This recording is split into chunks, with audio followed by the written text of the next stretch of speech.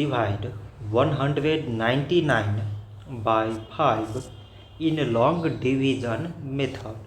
So 5 times 3 is 15. On subtracting we get 4. So now we put down this 9 and it is 49. 5 times 9 is 45. On subtracting we get 4. So now there is no any other number to put it down. So we take here decimal, so that we put 0. So it is 40 and 5 times 8 is 40. On subtracting we get 0.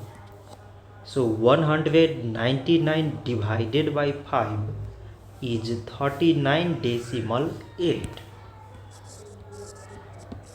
So this much for today and thanks for watching.